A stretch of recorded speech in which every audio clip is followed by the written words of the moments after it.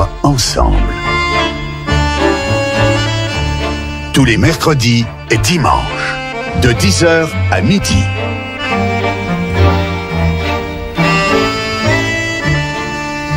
Bonjour à tous. Alors aujourd'hui, à Vivre Ensemble, on vient de recevoir pour la deuxième fois de la saison nos jeunes journalistes du Lyon Bondy Blog. Alors Pierre-Antoine, bonjour. Oui, bonjour. C'est quoi l'UFOLEP ? Alors l'UFOLEP, c'est une association qui prône le sport autrement. Elle a pour vocation d'en faire un outil citoyen d'éducation et un vecteur d'émancipation et d'épanouissement personnel et collectif. Oula, et derrière tous ces grands mots, il y a quoi concrètement ? Disons que l'association, elle est née en 1928 autour de la doctrine d'un sport laïque et dans l'élan des conquêtes sociales du Front populaire. Donc l'idée, c'est vraiment le sport pour tous et pour tout le monde.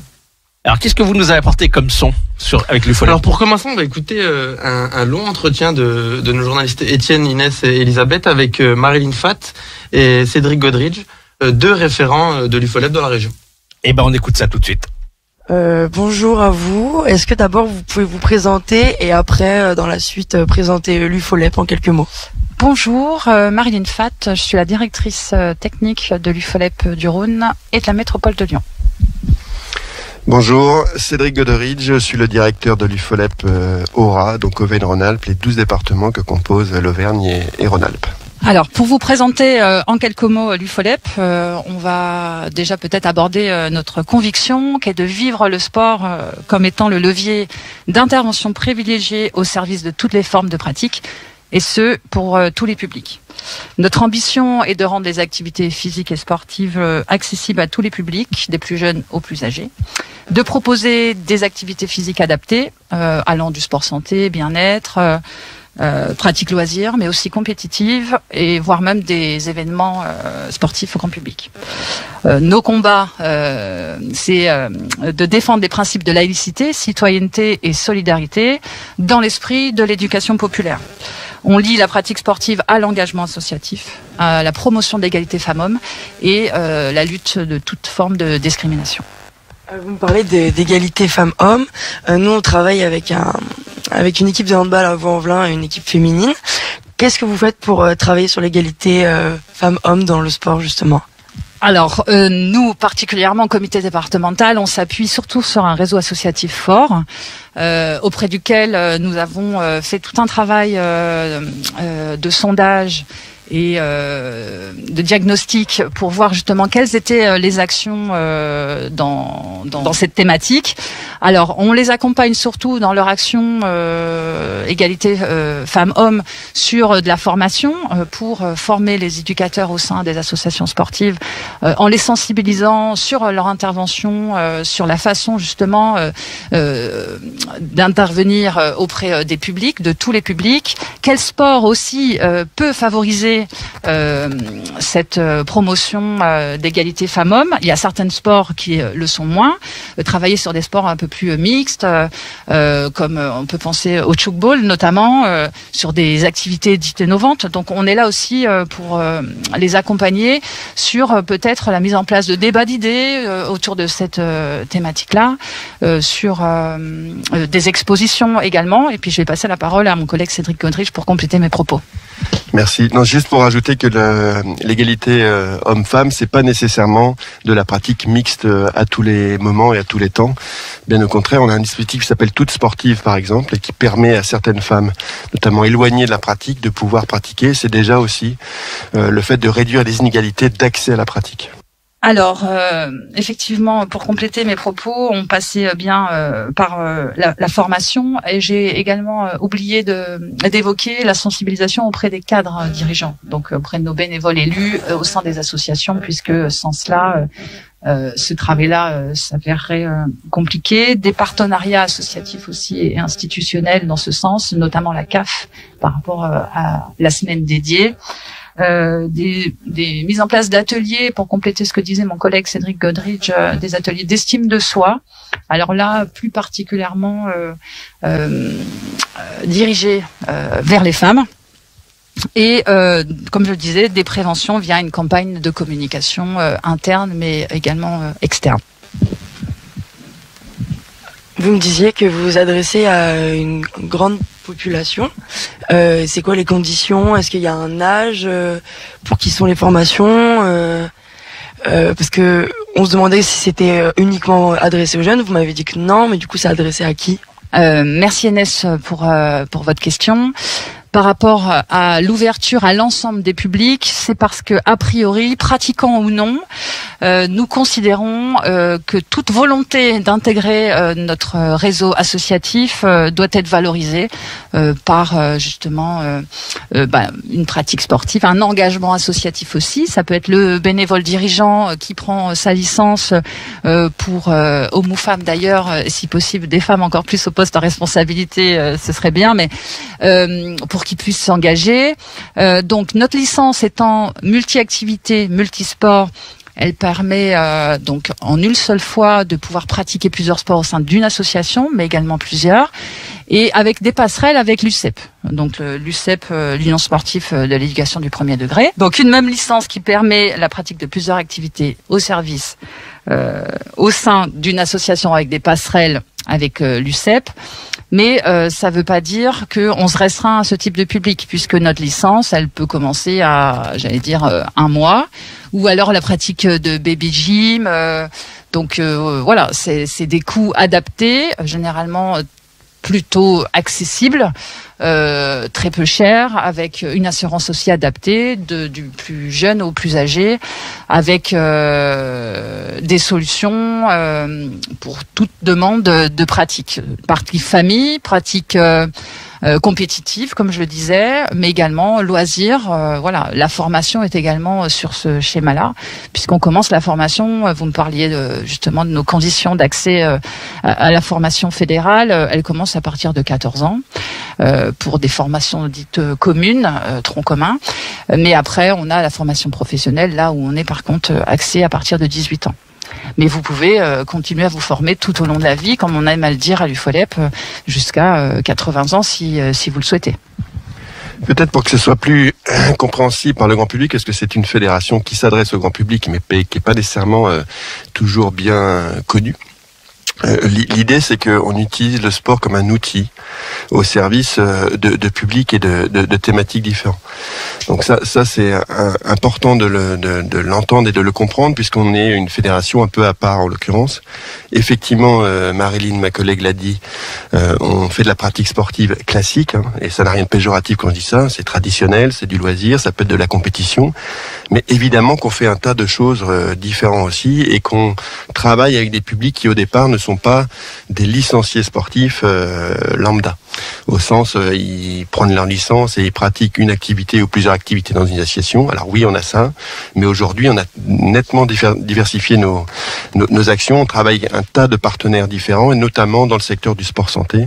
On touche là des partenaires qu'ils soient publics et institutionnels différents, et on s'adresse aussi à des publics qui, au départ, ne sont pas dans nos associations. On a des partenaires très spécifiques en fonction de chacun des projets.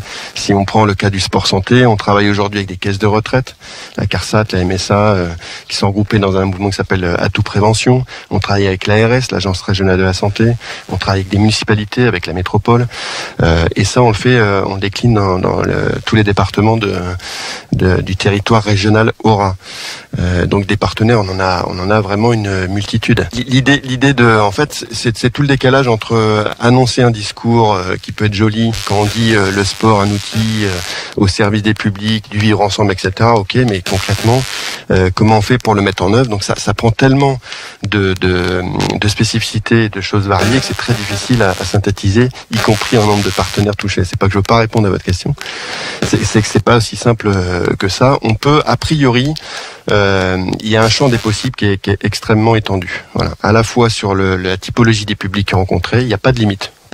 À la limite, la seule qu'il y aurait, c'est un public, on va dire, handicapé, spécifique handicapé. C'est-à-dire que nous, à chaque fois qu'on travaille avec des gens porteurs d'un handicap, qu'ils soient moteur ou mental, c'est pour les mélanger avec un public valide. Voilà, c'est ça notre vraie spécificité et notre intérêt complémentaire aux deux fédérations qui existent. Il y a le sport adapté pour les handicapés mentaux, il y a le handisport pour les handicapés moteurs.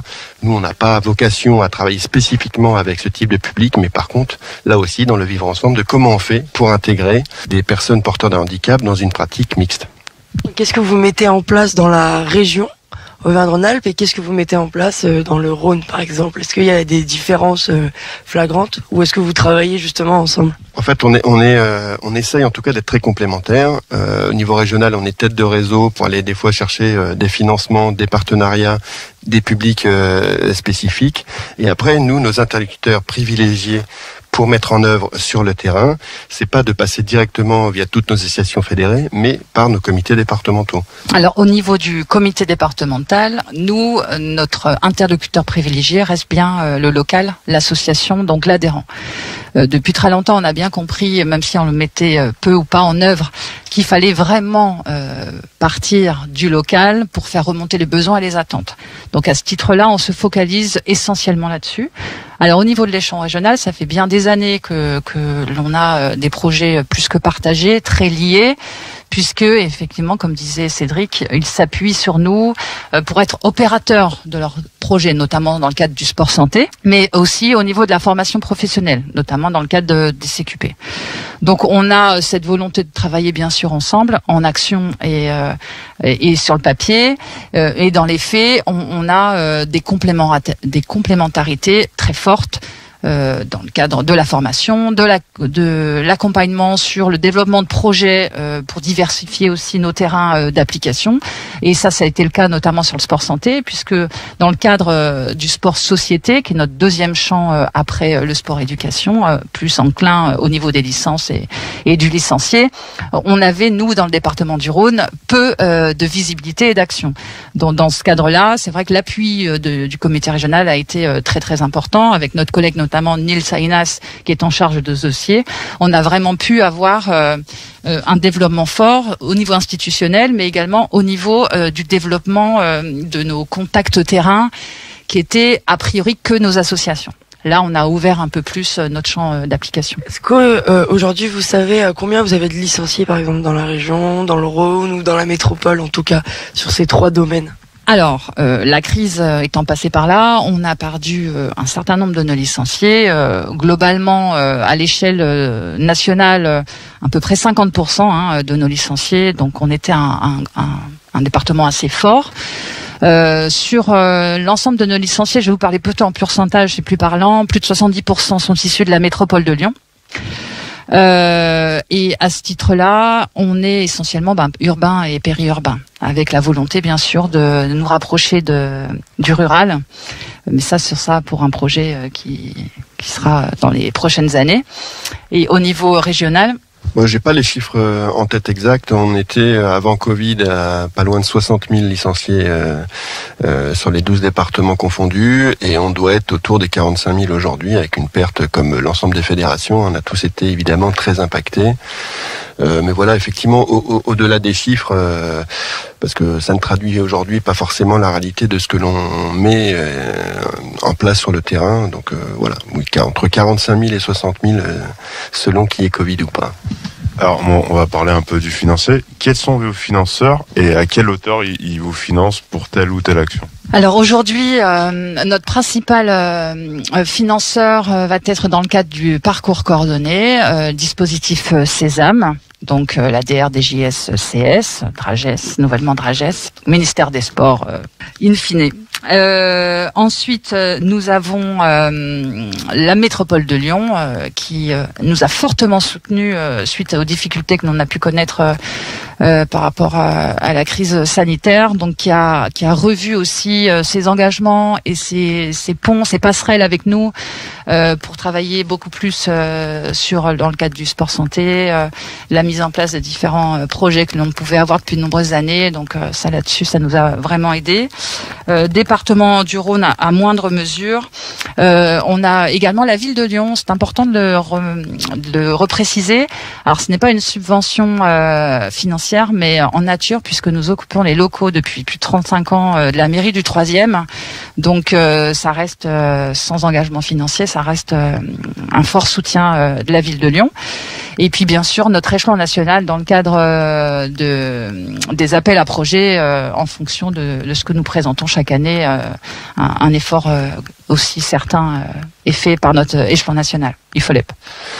Au niveau des subventions, si c'est des subventions extérieures, publiques ou autres, il y en a plein, je vais essayer de vous les décrire rapidement, mais il y a aussi quand même nos ressources propres. Comme dans toute fédération, évidemment, il y a le financement de nos associations via les licenciés.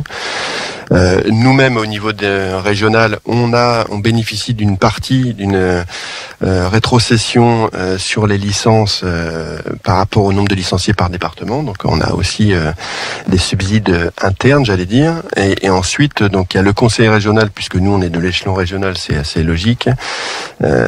Donc sur lequel on est en contrat d'objectif annuel. Qui est lié à la fois à ce qu'on représente en termes de poids de la discipline, nombre d'associations affiliées de licenciés, mais également par rapport aux actions que l'on présente et aux projets que l'on décline. Donc ça, c'est un contrat d'objectif annuel.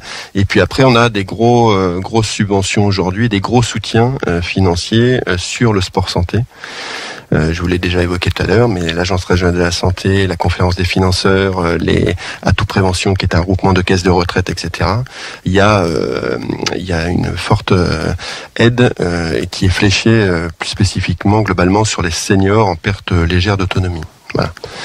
Et puis après, on a aussi tout ce qui tourne autour de la politique de la ville, puisque on met en place, je pense que Marine l'évoquera mieux que moi tout à l'heure, ce qu'on appelle des parcours coordonnés, qui sont des parcours de vie qui durent 7-8 mois pour des jeunes de 18 à 25 ans issus des quartiers prioritaires de la ville ou des ZRR, les zones rurales revitalisées.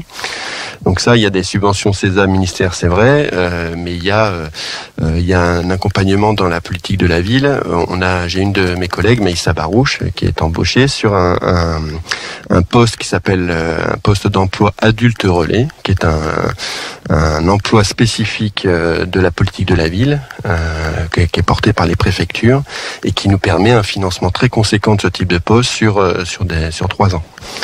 Voilà, c'est un exemple parmi tant d'autres, mais on a des soutiens effectivement forts et qui sont souvent liés aujourd'hui à la réalité des actions que l'on mène sur le terrain. Effectivement, en termes de cotisation, non pas de subvention, le département du Rhône, historiquement, vivait essentiellement sur ces cotisations liées à la prise de licence. Il faut savoir que au sein d'une licence départementale, il y a plusieurs sous-couches. On avait une partie minime, mais comme on était un gros département, le plus gros département de France jusqu'à il y a quelques années, on était, on va dire, autosuffisant par rapport à cela. On a ouvert nos champs par rapport aux subventions extérieures, notamment institutionnelles. Déjà et d'une parce que il nous a paru intéressant et primordial de nous intéresser au sport société, donc d'ouvrir à l'extérieur, mais parce qu'on a aussi, en termes de prise de licence, connu une perte par rapport à, on va dire, une activité générale un petit peu en baisse. Et il nous paraissait, on va dire, primordial de nous diversifier. Et puis, de manière un peu indirecte, le soutien par les emplois aidés, notamment dernièrement par un parcours emploi-compétences qui nous a été accordé par la préfecture, donc qui n'est pas une subvention en tant que telle, mais en tout cas une aide non substantielle. Vous m'avez parlé du parcours coordonné et on avait la chance de pouvoir couvrir l'événement. Je voulais savoir si vous avez d'autres projets en cours dans les quartiers populaires métropolitains, adressés aux jeunes, un peu comme le parcours coordonné. Pour l'instant, le parcours coordonné 69 est unique au sein du Rhône et de la métropole de Lyon. On a d'autres projets, mais qui ne s'adressent pas exclusivement aux jeunes, puisqu'on a toutes sportives, comme mon collègue le disait, qui a commencé déjà à Vaux-en-Velin, qui continue à Saint-Priest, à Bel-Air, donc avec l'ambition de toucher tous les quartiers prioritaires. Mais spécifiquement dédié aux jeunes, pour l'instant, voilà. Déjà parce qu'on manque de moyens, nous n'avons pas d'agent développement dédié à cela. On est une petite équipe, nous, au sein du Rhône et de la métropole de Lyon. C'est pour ça qu'on nous attribue aussi ces emplois aidés pour essayer d'étoffer nos ressources. Donc voilà, ça resterait, je pense, à étudier par l'aide notamment Sésame, qui pour nous est une aide primordiale pour pouvoir continuer ces parcours et pourquoi pas les multiplier. Cet été, il y a eu les Jeux Olympiques à Tokyo. Donc il y avait le président Macron qui était intervenu à la télé et il avait dit: on essaye de faire mieux qu'à Rio. Au final, on a fait moins bien qu'à Rio. C'est pas grave.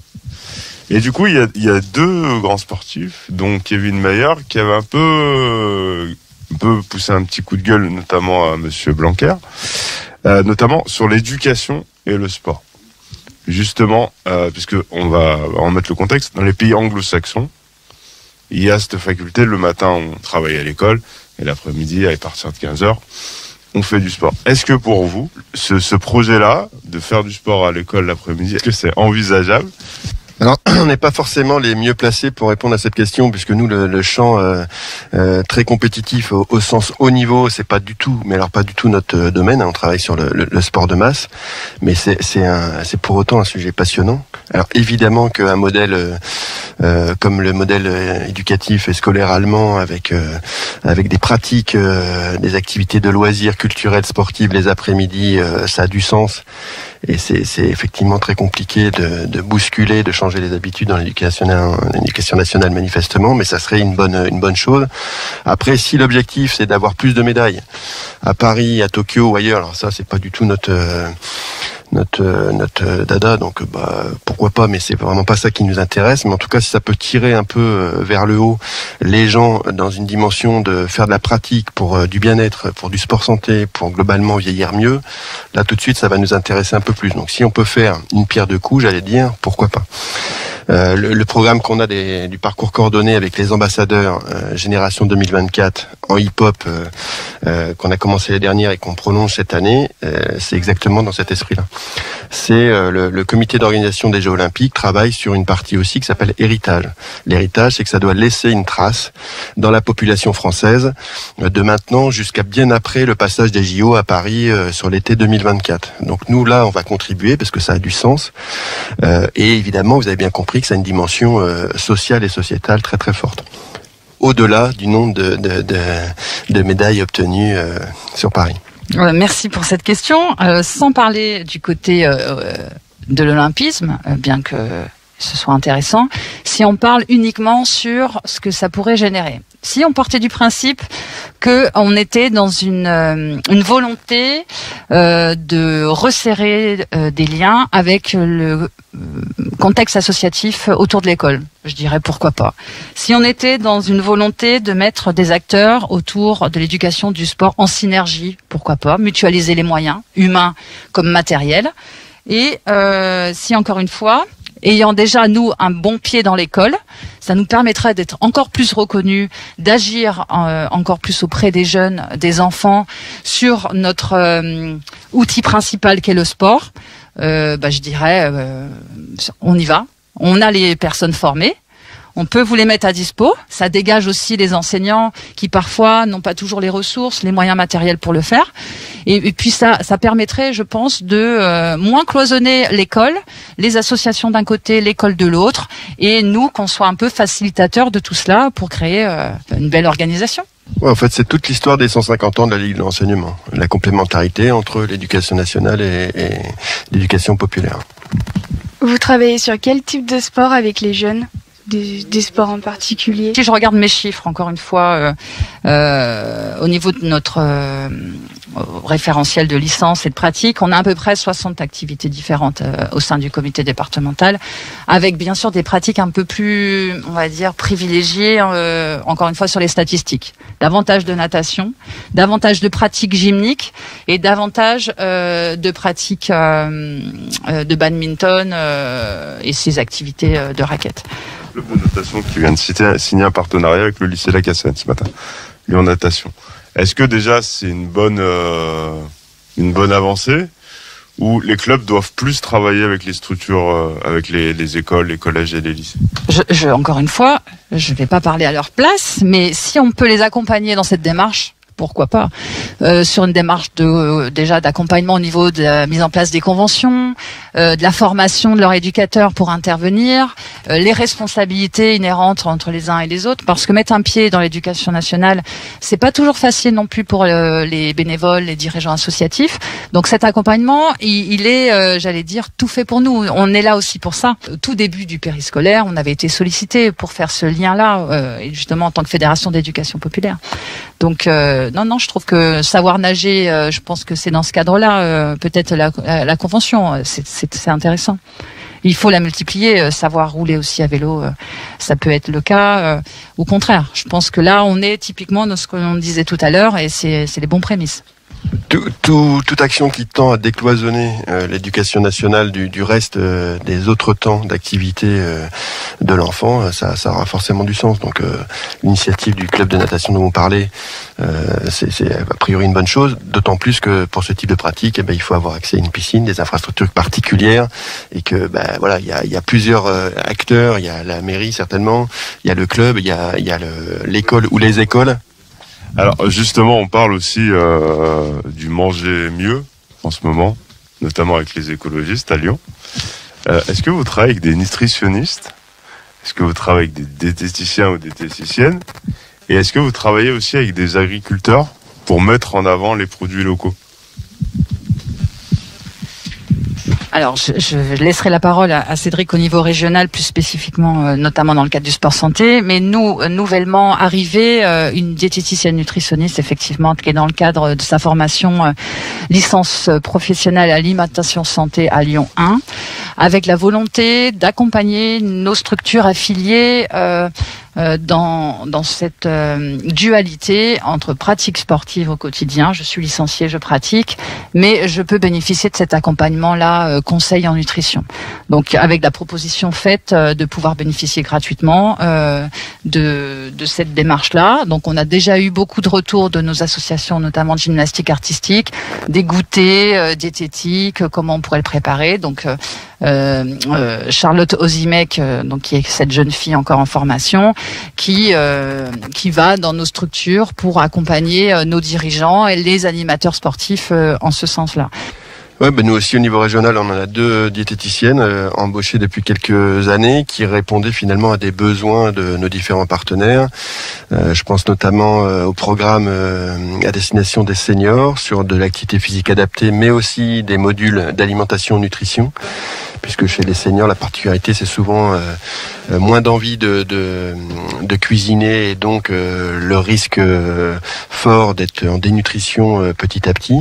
Donc on travaille avec eux sur cette dimension-là. On travaille avec une association ici localement sur la Pardieu qui s'appelle Fort en Sport et qui travaille avec la prise en charge de personnes qui vont du surpoids jusqu'à de l'obésité sévère ou morbide. Donc là aussi, ils ont des activités physiques adaptées, ils ont un suivi psychologique par ailleurs, et ils ont aussi évidemment des conseils de sensibilisation sur l'alimentation, nutrition, puisque c'est une prise en charge très très globale que l'on souhaite avec eux. On intervient sur la formation professionnelle aussi, les éducateurs sportifs de demain que l'on forme, c'est pas mal aussi qu'ils aient quelques notions, parce que on trouve de tout sur Internet aujourd'hui en termes d'alimentation, en termes de régime, en termes de tout, et quand je dis tout, c'est aussi n'importe quoi. Donc des fois, c'est pas mal de remettre un peu les points sur les i. Et donc du coup, notamment sur ceux qu'on forme, et Marilyn y participe, sur les personnes en CQP, les certificats de qualification professionnelle d'animateur loisirs sportifs, sur une option qui s'appelle activité chimique d'entretien d'expression, qui est plutôt au gros le cœur de métier fitness. Vous voyez bien, dans les salles de fitness privées, dans les associations, vous avez des compléments alimentaires, vous avez la possibilité d'avoir accès à des choses qui de temps en temps sont pas toujours complètement maîtrisées. Donc c'est plutôt pas mal aussi de remettre un peu les choses en perspective. Ça permet aussi de dire que ça s'invente pas. On peut avoir en autodidacte testé des choses qui ont fonctionné sur nous-mêmes. Il faut éviter de les ériger comme des conseils de vie pour tout à chacun, parce qu'on est tous uniques et on a tous des spécificités, un métabolisme qui l'est également. Donc soyons vigilants là-dessus, c'est un métier, c'est très référencé, c'est très cadré, et n'importe qui ne peut pas donner de conseils de nutrition alimentation. Du coup, on voit avec le Covid justement que chaque corps humain est unique. Chaque corps humain réagit différemment. Justement, on va parler un peu d'un problème qui tâche dans le sport. C'est un peu le dopage dans le sport amateur. J'étais obligé de venir là-dessus, parce que vous m'avez un peu lancé. Justement, comment on travaille avec les acteurs, avec les médecins, avec les psys, avec les instances sur ce problème-là? Parce que c'est un vrai problème dans le sport amateur. Je sais pas si c'est un vrai problème. J'en sais rien. J'ai pas les chiffres en particulier. Ce que je sais, puisqu'on parlait tout à l'heure de chiffres et de statistiques. On a des contrôles dans nos compétitions UFOLEP, comme il y en a dans n'importe quelle autre fédération. On a effectivement des cas positifs quelques années. Enfin, il y a ces quelques cas chaque année, donc je sais pas du tout ce que ça représente en termes de volume. C'est sûr que ça mérite finalement, c'est un peu ce que je disais sur l'alimentation nutrition. C'est un problème souvent de méconnaissance. C'est des gens qui par eux-mêmes vont petit à petit, presque, j'allais dire à l'insu de leur plein gré, se doper. Non, mais c'est-à-dire que je rigole pas quand je dis ça. C'est-à-dire que quand on prend un Doliprane en préventif parce qu'on va avoir mal et des courbatures, c'est le début. Alors c'est pas du dopage évidemment, mais vous voyez, c'est un peu dans l'idée, c'est que il y a un moment donné, on va essayer d'avoir des habitudes complémentaires en termes de prise de médicaments pour essayer d'être un peu plus performant. Donc quand on rentre là-dedans, ben il y a effectivement ce risque que petit à petit on aille vers du dopage avéré en tant que tel. Après, nous, on n'a pas beaucoup de, je sais pas, Marine, je te passerai la parole. Je sais pas si tu as des actions spécifiques là-dessus. On peut pas être sur tous les champs tout le temps. C'est sûr que le dopage, alors je suis pas en train de dire que ça n'existe pas et que il faut fermer les yeux, hein, bien au contraire. Je pense que globalement, c'est un peu à la marge quand même, dans le sens où c'est des cas individualisés de gens qui à un moment donné veulent gagner la course de leur rue, de leur quartier. Alors je suis un peu caricatural quand je dis ça, mais voilà. Mais en tout cas, ce qui me semble évident, c'est qu'il n'y a pas de dopage qui a été structuré comme vous l'avez de temps en temps dans des équipes professionnelles dans certains sports. Ça, je pense que c'est pas du tout le cas. Il n'y a pas un club, par exemple, à l'UFOLEP qui aurait des habitudes de dopage généralisées à l'ensemble de leurs pratiquants. Ça me paraîtrait complètement ubuesque, même fou. Donc oui, c'est des dérapages individuels, et comme c'est des dérapages individuels, c'est quand même très compliqué, à part faire des conférences de sensibilisation ici et là, et puis de prôner un sport propre. À notre niveau, on n'a pas forcément beaucoup de marge là-dessus, mais c'est effectivement un vrai sujet, parce que quand on veut gagner, on veut gagner à son propre niveau à soi. Alors sur le plan départemental, on n'est pas vraiment touché. Ce qui peut nous arriver, il y a quelques années, c'était le cas, quelque chose de assez descendant de notre échelon national, qui était une campagne de communication à ce titre, puisque nous avons quand même une commission médicale, mais qui se situe au niveau parisien, avec un médecin fédéral. Mais ce n'est pas nous qui effectuons les contrôles. Les contrôles sont essentiellement faits sur les championnats nationaux, et j'imagine lors d'une pratique annuelle, mais jamais je n'ai eu connaissance dans le département du Rhône. Vous me parlez de sport de santé sur votre site internet, ça fait partie des enjeux, et vous parlez également de sport handicap. Est-ce que vous expliquez que vous voulez intégrer les personnes porteurs de handicap? Est-ce que vous avez d'autres projets dans cet enjeu-là, sport handicap? Qu'est-ce que vous mettez en place? Moi, la réponse que je vous ai faite tout à l'heure, à moins que je me sois mal exprimé, ce qui est possible, on n'accueille pas tout le type d'handicap existant, que ce soit mentaux ou moteurs. Je dis que les seuls intérêts que l'on ait à le faire, nous, c'est, et encore, hein, c'est du cas par cas, de pouvoir allier une pratique valide, non valide. Voilà, c'était ça mon propos. C'est pas, on va pas travailler à un moment donné avec un groupe atteint de trisomie ou d'Alzheimer spécifique, etc. On essaye de faire en sorte, sur une pratique de valide, de pouvoir accueillir, si possible, des publics. Mais en fait, c'est pas quelque chose qu'on va développer avec une action spécifique. C'est que nos associations sont sollicitées de temps en temps par des gens porteurs d'un handicap. Alors, il y a en plus de cas, il y a ceux qui ont un handicap qui se voit. Mais il faut savoir que, je ne sais plus quel est le pourcentage, mais je crois que c'est plus de 80% des handicaps existants et diagnostiqués sont ce qu'on appelle des handicaps invisibles. C'est-à-dire qu'on ne voit pas que la personne a un handicap spécifique. Donc c'est plutôt ceux-là qui sont difficiles à déceler, à détecter. Et c'est là-dessus que nous, on peut accompagner éventuellement le club qui se sent un peu en difficulté en disant est-ce que je peux, sur mon activité X ou Y, accueillir ce type de problématique. Nous, on travaille avec des instances. J'ai le AGFIP avec qui on travaille notamment sur notre organisme de formation, puisqu'on est censé là aussi accueillir, en cadre de formation d'éducateurs sportifs, d'animateurs sportifs, des personnes pouvant potentiellement en avoir également. Donc à chaque fois qu'on y est confronté, comme on n'est pas une fédération spécialisée dans ce champ-là, on prend conseil auprès des gens qui savent et qui nous disent quelle est la bonne méthodologie à mettre en œuvre. Est-ce qu'on peut pas, comment on peut éventuellement rendre plus accessibles nos formations et nos pratiques aux handicapés quels qu'ils soient. Bien sûr qu'on a cette volonté-là. Mais effectivement, sport pour tous, ça peut porter à confusion puisque ça pourrait être considéré comme de la publicité mensongère quelque part vis-à-vis du monde de l'handicap. Alors, en complément, qui dit besoin de nos associations dit également besoin en formation. Donc, il y a quelques années, dans le département du Rhône et de la métropole de Lyon, on avait mis en phase expérimentale un brevet fédéral pratique multisport partagé, qui rejoint un peu les propos de mon collègue sur le fait d'avoir une pratique handi valide. Donc, j'étais en charge de ce projet. Je m'étais fait accompagner des 2 fédérations en question et principalement du comité régional de sport adapté, qui avait bien voulu dédier quelqu'un pour intervenir sur cette formation-là, donc qui nous paraissait important puisque nous n'avons pas toutes les ressources sur cette thématique bien spécifique. Donc on avait pu former des animateurs de nos associations pour répondre aux besoins éventuels. Et là, de mémoire, essentiellement, se situe sur 2 communes, Oulin et dans le 7e, donc l'amicale laïque Gerland-Mouche, qui accueille de façon permanente et récurrente ce type de public avec différents handicaps et pour lequel nous avons eu un soutien financier à un moment donné par rapport notamment à l'aménagement du matériel, par rapport ne serait-ce que mettre en place une petite cérémonie aussi pour qu'il y ait une valorisation de leur engagement ou d'autres partenariats. Mais donc voilà, l'idée c'est qu'on ne puisse refuser personne, qu'on puisse intégrer tout le monde et qu'on soit là nous pour favoriser tout cela. Sur votre site internet, il y avait un 3e point. C'était, un 3e enjeu, c'était le sport durable. Comment vous intégrez cette problématique-là ?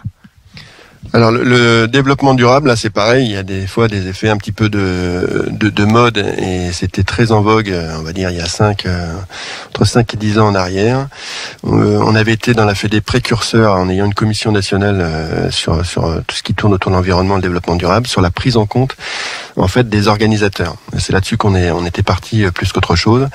Nous, ça nous avait amené à créer un challenge qui s'appelait un éco-tour sur l'ensemble de la région Rhône-Alpes à l'époque, puisqu'on était séparés Auvergne et Rhône-Alpes, et on mettait en place des manifestations de sport de nature, plutôt des raids, des trails, qui avaient une organisation un peu spécifique, bien en amont du jour de l'événement, pour pouvoir intégrer toutes ces dimensions de développement durable sur l'ensemble des secteurs économique, restauration, hébergement, transport évidemment, sur quel type de ravitaillement, quel type de voilà, il y avait un certain nombre de choses. On avait été accompagné par un cabinet qui s'appelait à l'époque Atemia Développement, qui nous avait construit un tableau Excel assez complexe d'ailleurs, qui permettait d'avoir un suivi de l'ensemble des actions et des pôles organisationnels au fil de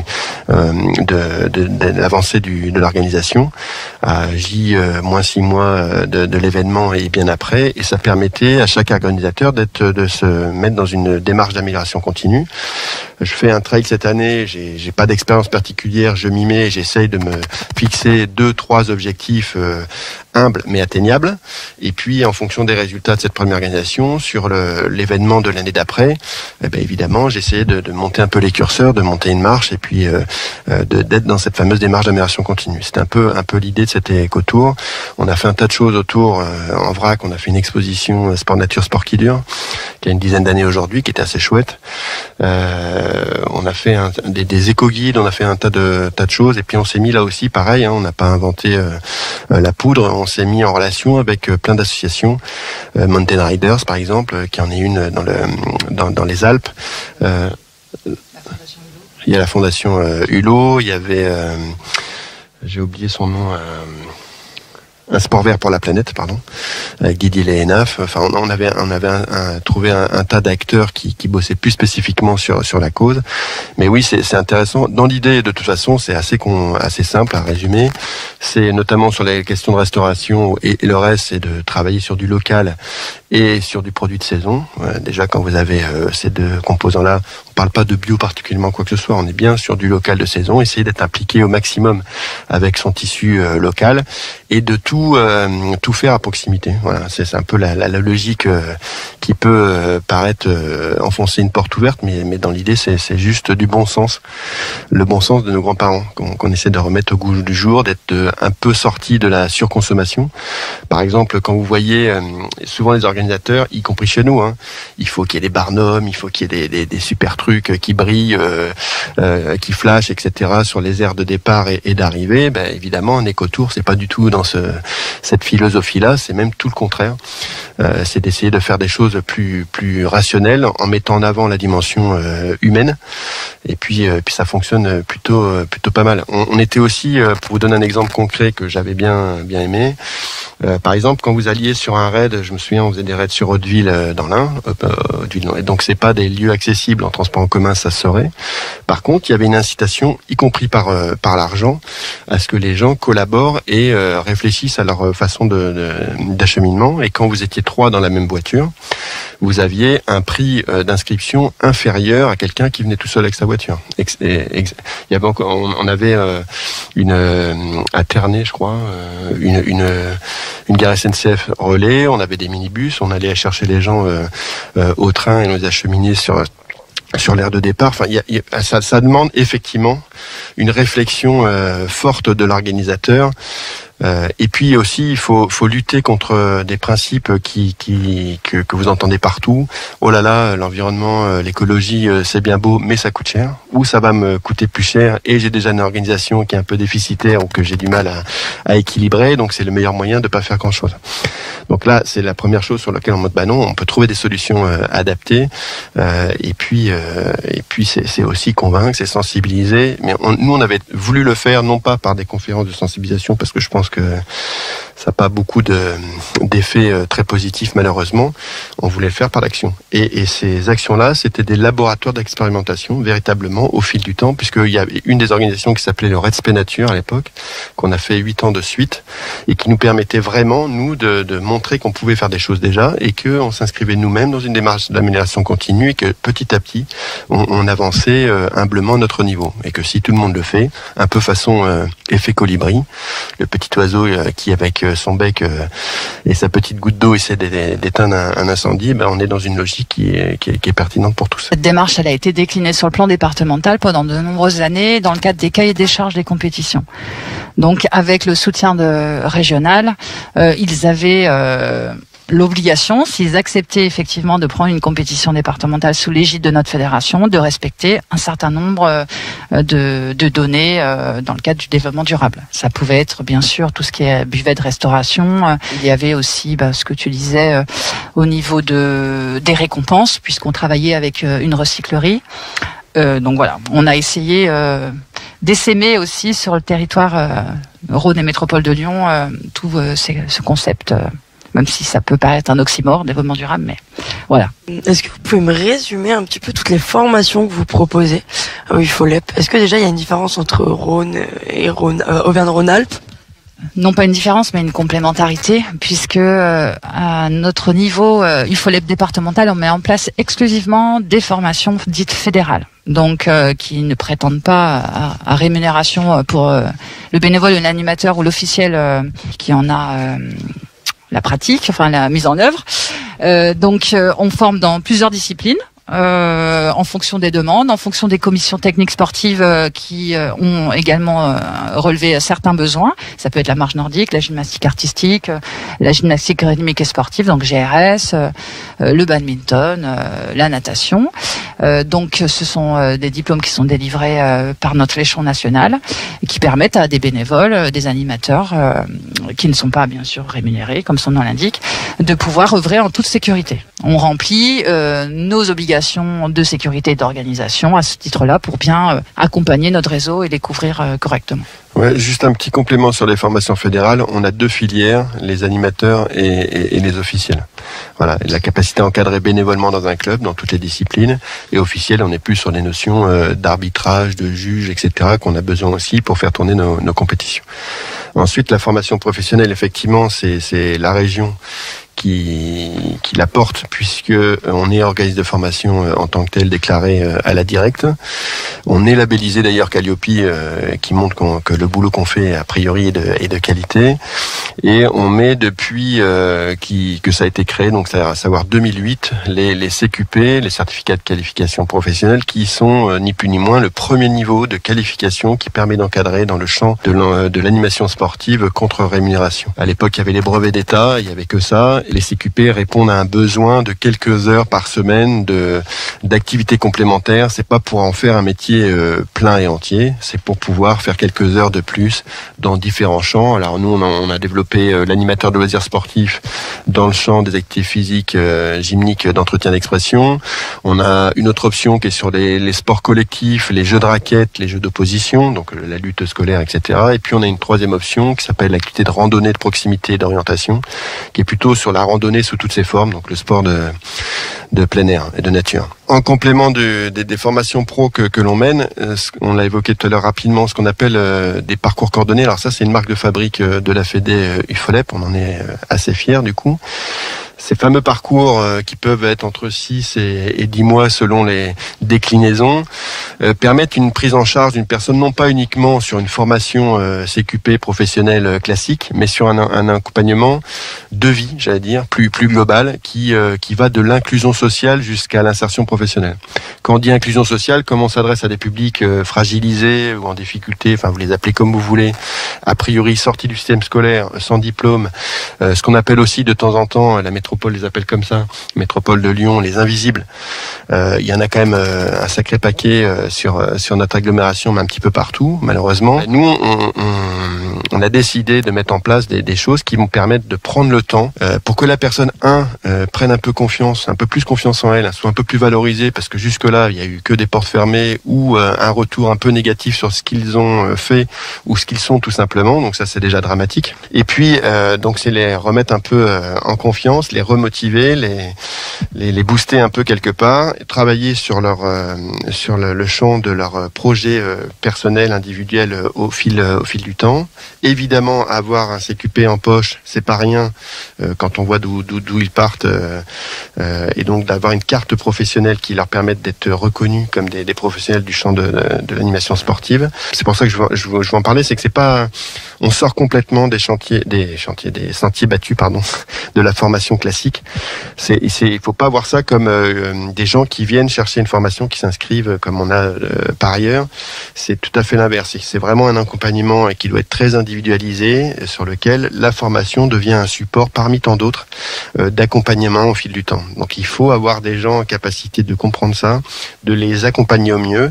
Et une de nos grandes problématiques, j'en parle souvent avec Maïssa Barouche par exemple, avec qui on travaille, c'est où est-ce que s'arrête l'accompagnement, où est-ce que commence éventuellement l'assistanat, et évidemment qu'il ne faut pas qu'on bascule non plus là-dedans.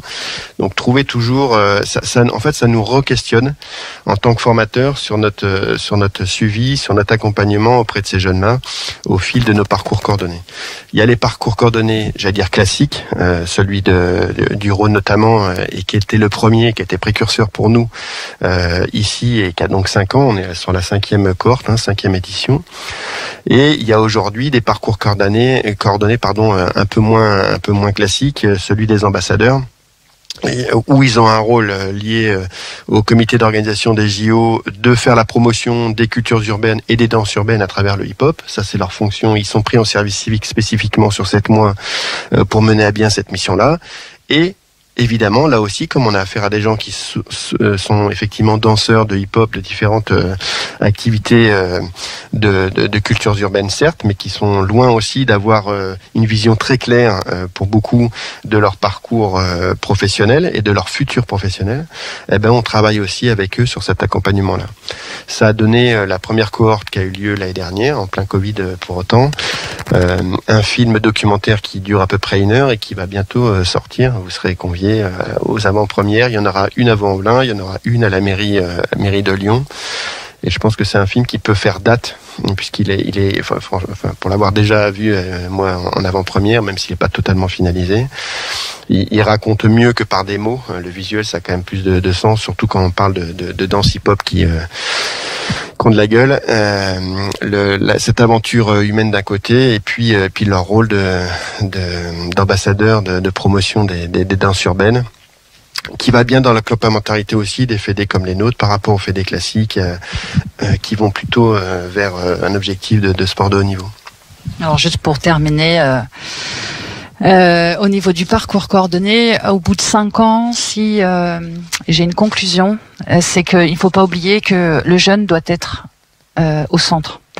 Donc, si je devais commencer à préparer ma 6e édition, j'intégrerais parcours coordonné, veut dire qu'il y a un comité de pilotage, coordination, et au sein de la coordination, très vite, pourquoi pas des anciens des promos précédentes, pour venir avec nous une nouvelle fois revoir, parce que ce n'est pas figé dans le marbre, ce n'est pas parce que effectivement on a un programme établi avec des modules en particulier qu'on ne doit pas non plus écouter ces jeunes, plutôt les écouter au sortir de leur expérience et prendre à chaque fois leçon de ce qui a moins marché, de ce qui a bien marché, et comment aussi nous on peut réguler, remobiliser ces jeunes et trouver de nouvelles solutions, des nouveaux partenaires, une nouvelle façon de travailler, pourquoi pas. Donc là-dessus, ce que je voulais aussi préciser, c'est que ce parcours-là, il n'est pas figé. Et on prend chaque année une leçon, de plus en plus importante d'ailleurs, où on se rend bien compte que ces jeunes ont bien plus de ressources qu'on ne le croit, et que on a tout intérêt, nous, à partir de, comme on le fait par rapport à l'association, à l'adhérent, par rapport au comité départemental, mais c'est bien le jeune qui est au centre. La mémoire de la cité, pluriel.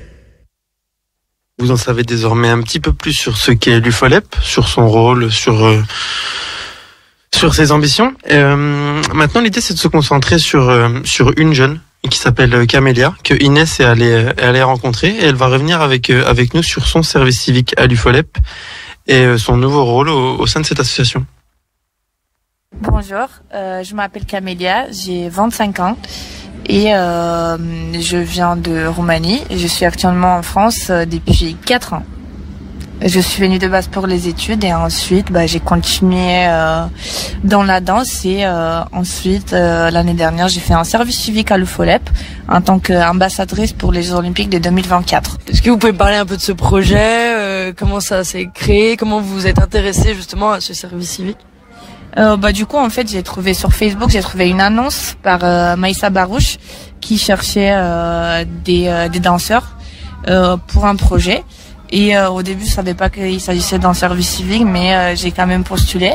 Et ensuite, on m'a dit que du coup, c'était pour être ambassadeur pour promouvoir les cultures urbaines lors des Jeux Olympiques.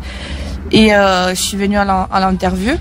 C'est là où j'ai connu l'UFOLEP, le directeur Cédric, et on nous a présenté la structure et sa mission, et ça m'a tout de suite parlé. Et ensuite pendant 7 mois, à cause du Covid, on n'a pas pu direct commencer. En novembre 2022, on était plus en télétravail et des conférences sur Zoom. Mais on a quand même pu se voir en présentiel pendant l'année et on a pu entreprendre des interventions auprès des publics qui ne sont pas vraiment liés aux Jeux Olympiques et au sport, pour pouvoir leur expliquer qu'est-ce que c'est le breakdance, pourquoi c'est rentré aux Jeux Olympiques, et leur parler un peu de la culture hip-hop. Et ensuite, on a aussi fait des interventions, des initiations auprès des écoles.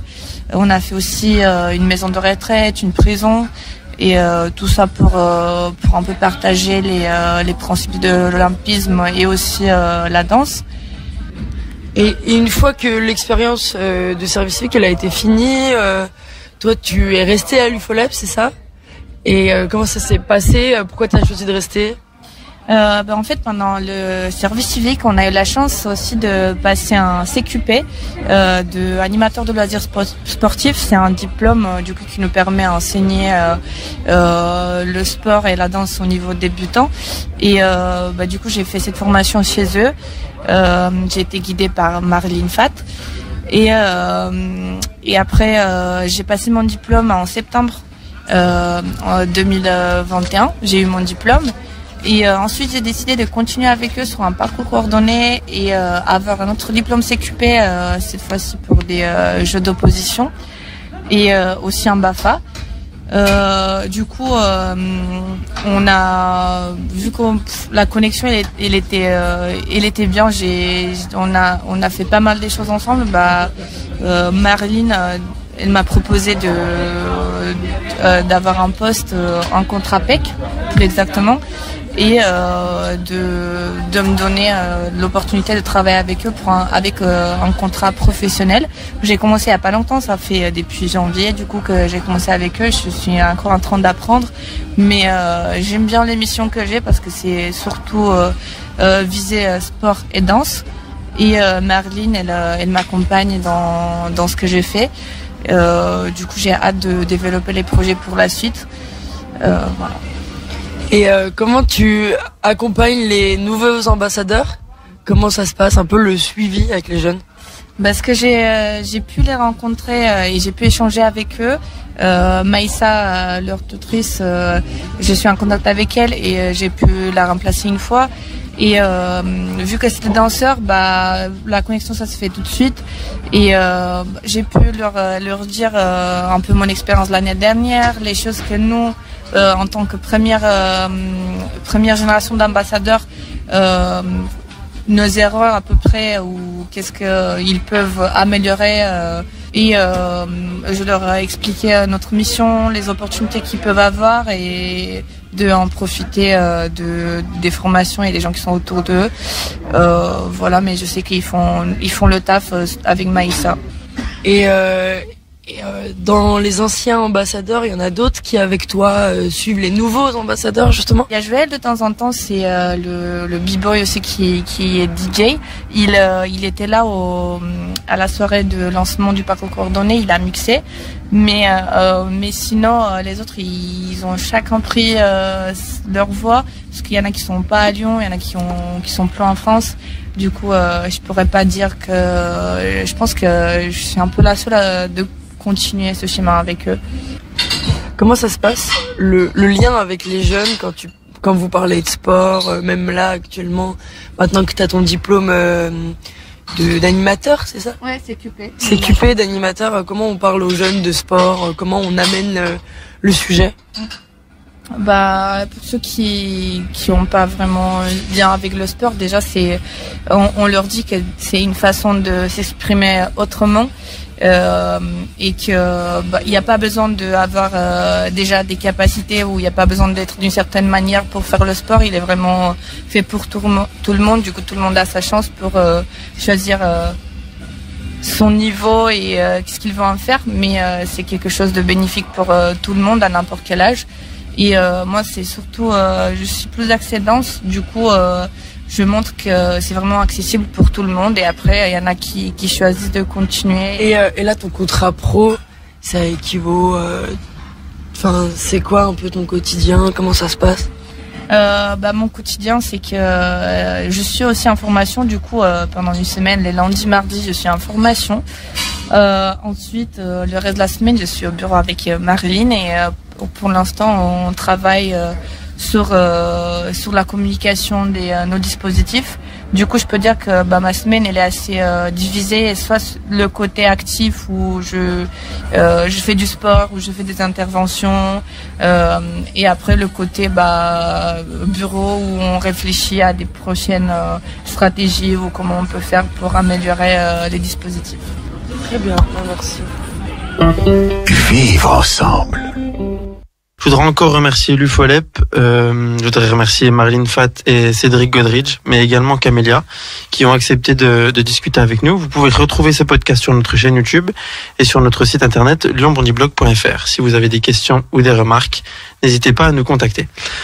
Alors si on veut faire journaliste, on va voir Lyon Bondy Blog, c'est ça. Si on veut faire sportif ou dans le métier du sport, on va voir l'UFOLEP. Et quand on veut faire du journalisme, on va voir Lyon Bondy Blog. Exactement, chacun son rôle et chacun ses dispositions. Alors on fait comment pour entrer au Lyon Bondy Blog? Il y a une sélection à l'entrée, c'est comme dans les boîtes de nuit, il faut être bien habillé, il faut faire comment? Non, alors vous savez, c'est déjà un métier associatif et participatif, c'est-à-dire que tout le monde peut écrire et proposer des sujets. Donc tout le monde peut proposer des sujets. Je sais pas si tout le monde peut écrire, mais tout le monde peut proposer des sujets. Radio Pluriel, c'est numéro 1 sur la diversité. Je pense que Lyon Bondy Blog, ça se rapproche un petit peu de ça aussi. C'est peut-être pour ça que vous êtes ici aujourd'hui, alors. Exactement.